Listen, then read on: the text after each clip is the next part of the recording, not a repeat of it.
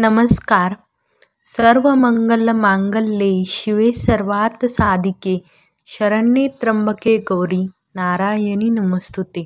लवकरच शारदीय नवरात्र उत्सव चालू होणार आहे आणि नवरात्र उत्सव हा आपल्यासाठी खूप महत्त्वाचा असतो.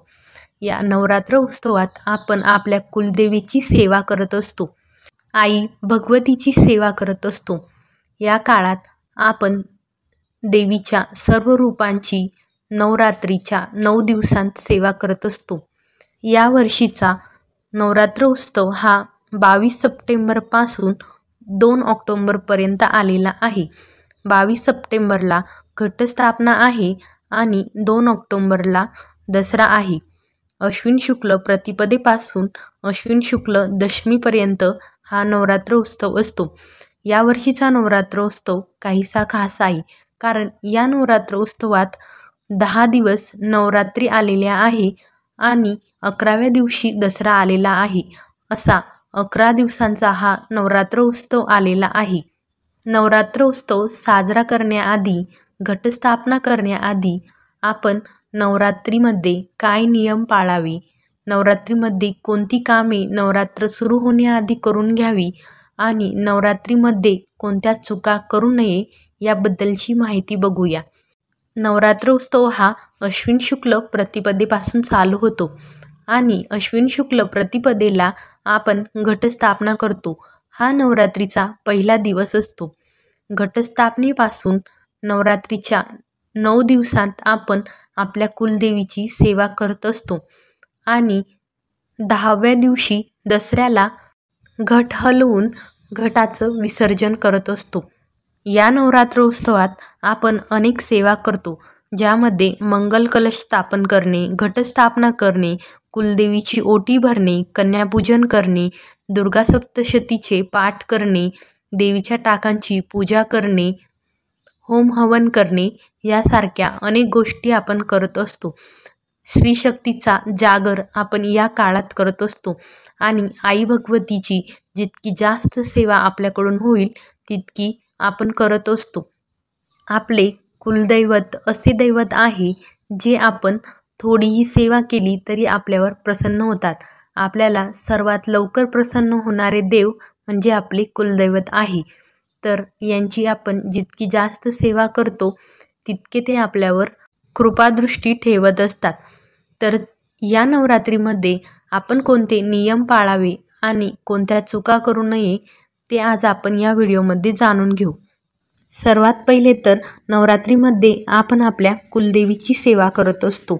तर आपण ज्या कुलदेवीच्या टाकाची सेवा करत आहोत तो कुलदेवीचा टाक योग्य आहे ना, आपली कुलदेवी तीच आहे ना याची खात्री करून घेणे गरजेचे आहे. कधीकधी आपल्याकडून नकळत चूक होते आणि आपण आपल्या कुलदेवीचा टाक हा दुसराच असतो आणि आपण दुसऱ्याच कुलदेवीच्या टाकाची सेवा करत असतो. यामुळे आपल्याला दोष लागू शकतो. त्यामुळे आपली कुलदेवी तीच आहे का ज्या टाकाची आपण सेवा करत आहोत हे एकदा बघून घेणे गरजेचे असते. त्यासाठी आपण आपल्या भावकीत भावबंधांचे जे कुलदेवीचे टाक आहे तेच आपले आहे का हे एकदा बघून घ्यावे. नाहीतर आपण ब्राह्मणांना, आपल्या गुरुजींना विचारून आपल्या कुलदेवीची ओळख करून घेऊ शकतो. आता नवरात्रीमध्ये आपण काय काय सेवा कराव्या, तर नवरात्रीमध्ये आपण घटस्थापना करावी, अखंड दिवा लावावा, मंगल कलशाची स्थापना करावी, कुलदेवीची ओटी भरावी, कन्यापूजन करावे, दुर्गा सप्तशती पाठ करावा किंवा यांपैकी आपल्याला ज्या शक्य होतील त्या सेवा आपण कराव्या. या सेवांची माहिती लवकरच आपल्या चॅनलवर येईलच. सोबत दुर्गा सप्तशती पाठही आपल्या चॅनलवर येईल. बऱ्याच जणांना दुर्गा सप्तशती पाठ वाचायला जमत नाही, तर ते आपल्या चॅनलवर तो ऐकू शकतील. त्यानंतर पुढचा नियम आहे की नवरात्रीमध्ये मांसाहार करू नये, मद्यपान, धूम्रपान करू नये. नवरात्रीमध्ये मांसाहार हा कडकडीत वर्ज्य करावा. आपल्या घरामध्ये जर घटस्थापना केलेली असेल तर आपल्या घरात कुलदेवीचे स्थान असते. आई भगवती आपल्या घरात घटी बसलेली असते. त्यामुळे आपल्या घरात कोणीही मांसाहार करू नये, मद्यपान, धूम्रपान करू नये. कधीकधी असे होते की ज्या स्त्रीने उपवास धरला आहे ती हे नियम पाळते, पण घरातले मद्यपान मांसाहार करतात, तर घरातही कोणीही मद्यपान मांसाहार करू नये. या नियमाचे आपण जितके जास्त पालन करू तितके चांगलेच आहे. आता घटस्थापना कोणी करावी?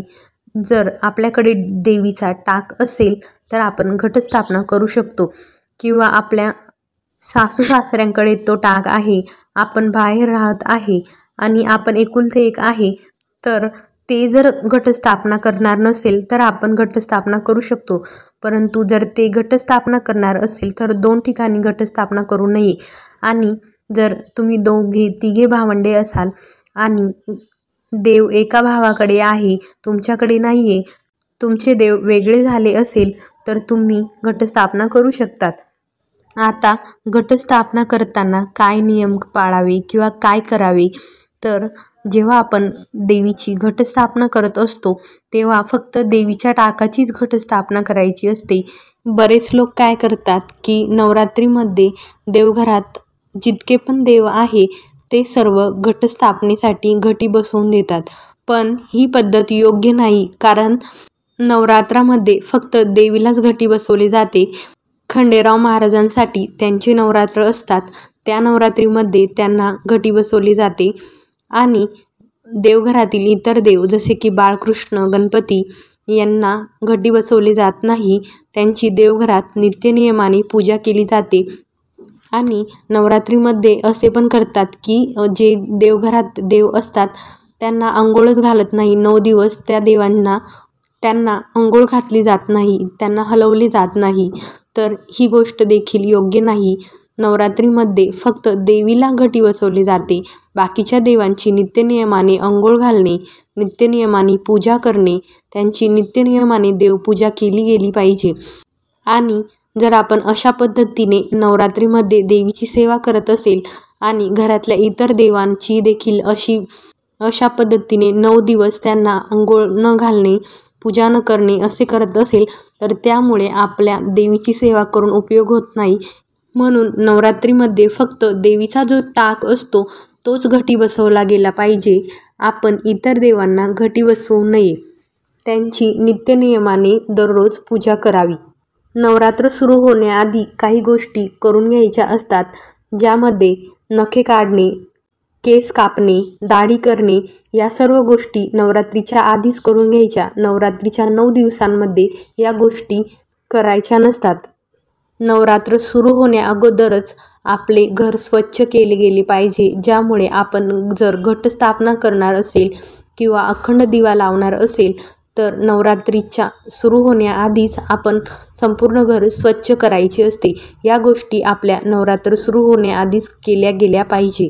नवरात्रीच्या या 9 दिवसांमध्ये घरामध्ये कटकट, क्लेश, भांडण, वादविवाद या गोष्टी करू नये. तसेच कोणाविषयी वाईट बोलू नये, कोणाविषयी वाईट ऐकू पण नये. कारण यामुळे आपल्या शरीरावर आणि मनावर परिणाम होतो आणि या गोष्टीचा आपल्या घरात देवपूजेवर निगेटिव्हिटी पसरते. त्यामुळे या गोष्टी करू नये, वादविवाद करू नये. नवरात्राचे 9 दिवस हे स्त्रीशक्तीच्या जागराचे असतात. त्यामुळे या दिवसांमध्ये स्त्रीशक्तीला खूप महत्त्व गेलेले आहे. घरातील स्त्रियांना वाईट बोलू नये, वादविवाद करू नये. नवरात्रीच्या किंवा कोणत्याही देवाच्या पूजेत काळा रंग वर्ज्य आहे. त्यामुळे आपण इतर कोणत्याही रंगाचे कपडे परिधान करून देवीची सेवा करू शकतो, देवांची पूजा करू शकतो. नवरात्रीच्या या दिवसांमध्ये काळा रंग घालू नये. तसेच नवरात्रीचे 9 रंग असतात आणि आपण त्या रंगांचे पालन केले तर खूपच चांगले आहे. काही लोक नवरात्रीचे 9 दिवस चप्पल घालत नाही, चामड्याची वस्तू घालत नाही. तर नवरात्रीच्या दिवसांमध्ये चामड्याची वस्तू वापरू नये, जसे की चामड्याचा बेल्ट, पॉकेट, चप्पल या वस्तू वापरू नये. आणि जर तुम्हाला चप्पल घालायची नसेल तर तुम्ही ते तुमच्या मनानुसार पाळू शकता. आणि चामड्याच्या वस्तू ह्या देवीची सेवा करताना किंवा देवपूजा करताना वापरू नये. नवरात्रीच्या या 9 दिवसांमध्ये स्त्रियांनी सर्व सौभाग्यालंकार घालावे. देवीची पूजा करताना का होईना पण सौभाग्यालंकार घालावे आणि हिरव्या बांगड्याही घालाव्या. आता नवरात्रीच्या 9 दिवसांमध्ये काही गोष्टी ह्या नियमितपणे केल्याच गेल्या पाहिजे, ज्यामध्ये घटाला रोज नियमित व्यवस्थितपणे पाणी घालणे आणि आवश्यक तितकेच पाणी घालणे. घटाला जास्त पाणी घातले गेल्याने घटाला बुरशी चढते, त्यामुळे जितके आवश्यक आहे तितकेच पाणी घालणे गरजेचे असते. सोबतच घट हा अशा मोकळ्या ठिकाणी ठेवावा, कुठेही अडगळीच्या अडचणीच्या ठिकाणी, कोणत्याही बंदिस्त ठिकाणी घटस्थापना करू नये. घटस्थापना ही देवांच्या घरात, देवघराजवळ, देवांजवळ केलेली कधीही चांगली असते. जर तिथे शक्य नसेल तर तुम्ही कोणत्याही मोकळ्या ठिकाणी ती करू शकता, पण कुठेही अडगळीच्या अडचणीच्या ठिकाणी घटस्थापना करू नये. सोबतच दिव्याला हवा जास्त लागणार नाही अशा ठिकाणी घटस्थापना करावी. आपण घटासमोर जो अखंड दिवा लावणार आहे त्या दिव्याला रोज तेल घातले गेले पाहिजे. दिव्याच्या वातीची रोज काजळी काढली गेली पाहिजे. घटाला व्यवस्थित रोजची माळ घातली गेली पाहिजे. देवीची रोज पूजा झाली पाहिजे, आरती झाली पाहिजे. दिवसातून 2 वेळेस देवीची आरती झाली पाहिजे आणि 3 वेळेस पूजा झाली पाहिजे.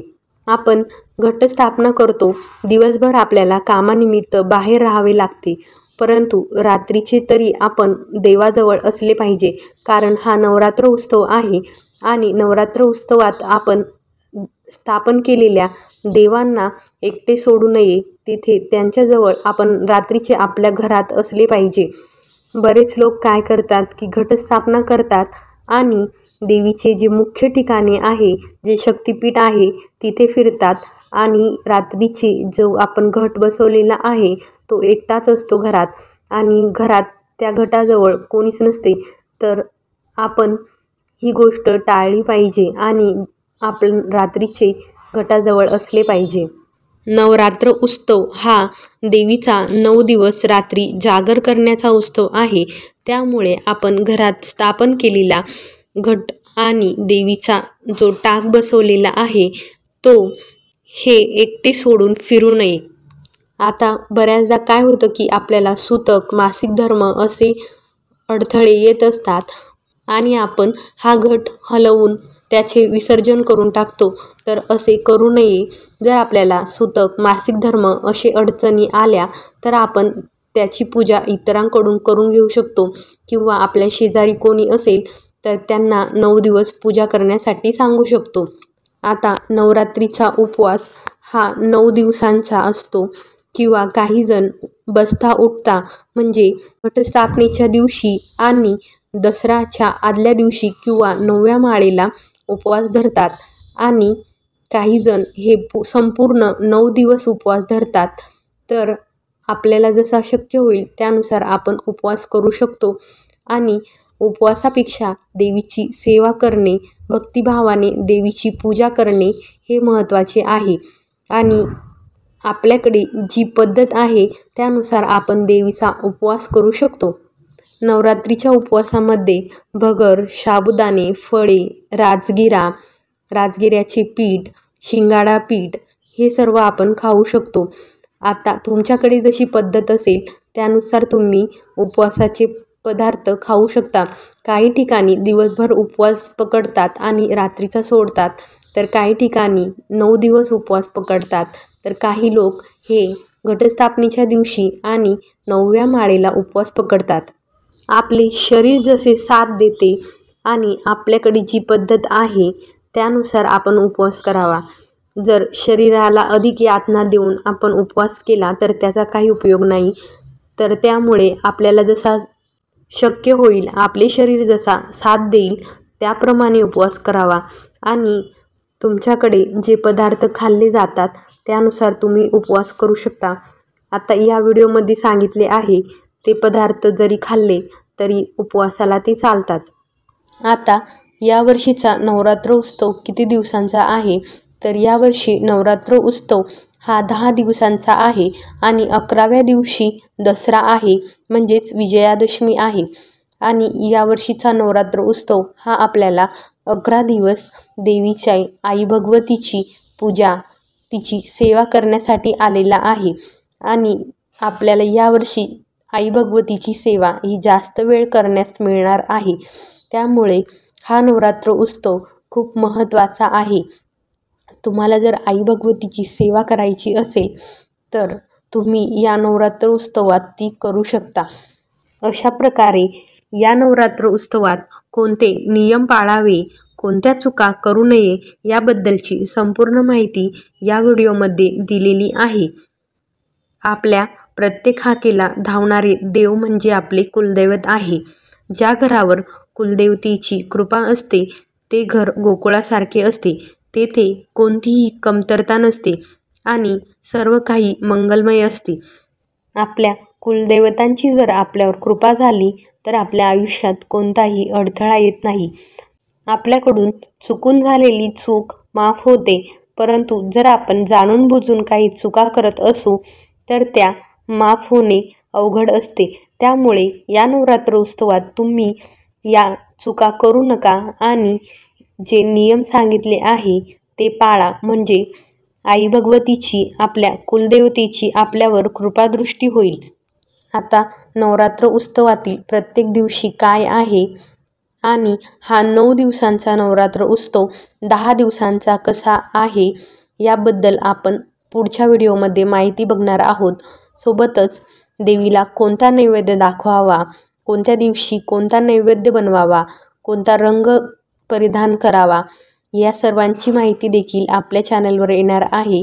दुर्गा सप्तशतीचा पाठ कसा करावा आणि अखंड दिवा कसा लावावा, मंगल कलश कसा स्थापन करावा, आई भगवतीची ओटी कशी भरावी, कन्यापूजन कसे करावे याबद्दलचे संपूर्ण व्हिडिओ आपल्या चॅनलवर येणार आहे.